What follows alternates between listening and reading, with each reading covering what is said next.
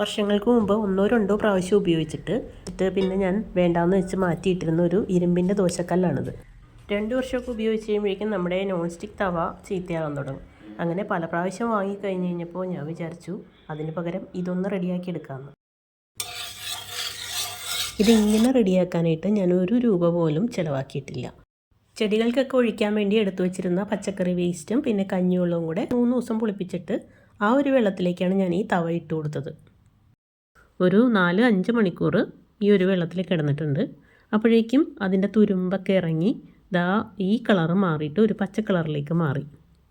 അപ്പോൾ അടുക്കള വേസ്റ്റിലുണ്ടായിരുന്നത് പഴത്തൊലി, തക്കാളി, പിന്നെ സവാളത്തൊലിയുണ്ട്, പുളി പിഴിഞ്ഞതുണ്ട്, ചെറുനാരങ്ങയുണ്ട്, കഞ്ഞിവെള്ളം.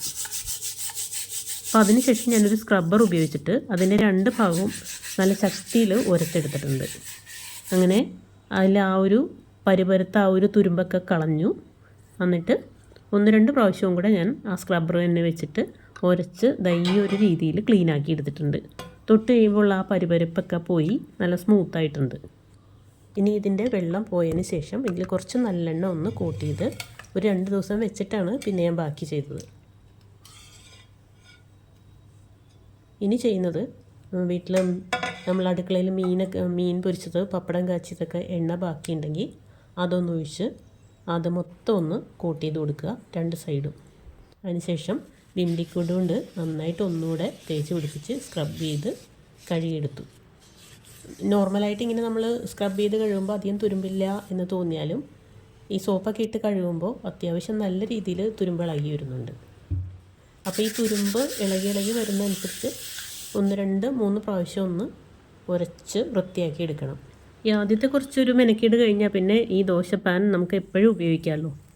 പിന്നെ ഇടയ്ക്കിടയ്ക്ക് പുതിയ പാൻ വാങ്ങാൻ നടക്കണ്ട. അപ്പോൾ ഞാൻ ആദ്യം ഇതിലൊരു ബുൾസൈ റെഡിയാക്കാൻ നോക്കുകയാണ്. ഇതെങ്ങനെയുണ്ട്, നമുക്ക് ഉപയോഗിക്കാൻ പറ്റുമോ എന്നൊന്നും അറിയണമല്ലോ. അപ്പോൾ ഒരു ബുൾസൈ ഉണ്ടാക്കി ഇത് വിട്ടു വരുന്നുണ്ടോ എന്ന് നോക്കാം. നല്ല ഈസി ആയിട്ട് വിട്ടു വരുന്നുണ്ട്. നോൺ സ്റ്റിക്ക് പാനിൽ എങ്ങനെയാണോ ഒരു ബുൾസൈ വരുന്നത് അതേപോലെ തന്നെ.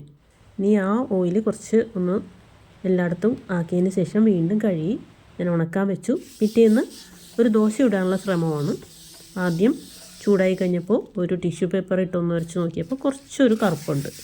അപ്പോൾ കുറച്ച് വെളിച്ചെണ്ണ ഒഴിച്ചിട്ട് വീണ്ടും ടിഷ്യൂ പേപ്പർ ഇട്ട് നന്നായിട്ട് ഉരച്ച് കഴിഞ്ഞപ്പോൾ ഇതിലൊരുപാട് തുരുമ്പിൻ്റെ ആ ഒരു കളറാണ്.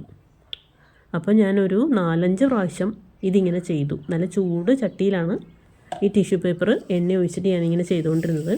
ടിഷ്യൂ പേപ്പറിന് പകരം നല്ല കട്ടിയുള്ള തുണിയാണെങ്കിൽ കൈ പൊള്ളൽ ഒഴിവാക്കാവുന്നതാണ്. ആ തുരുമ്പിൻ്റെ ആ ഒരു കളർ മൊത്തം മാറിക്കഴിഞ്ഞപ്പോഴാണ് ഞാൻ ഈ ദോശ ഇട്ടത്. കണ്ടോ, ഇത്രയും ഇത് ഞാൻ എടുത്തിട്ടുണ്ട്. ഇനിയിപ്പോൾ ഇത് വിട്ടുവരുമോ എന്ന് നോക്കാം. നല്ല ഈസി ആയിട്ട് വിട്ട് നോൺ സ്റ്റിക്കിൽ ദോശ ഇടുന്നത് എങ്ങനെയാണോ അതേപോലെ തന്നെ. ഇതിൽ തുരുമ്പൊന്നും പിടിച്ചിട്ടില്ല. തിരിച്ചിട്ട് കാണിച്ചു തരാം.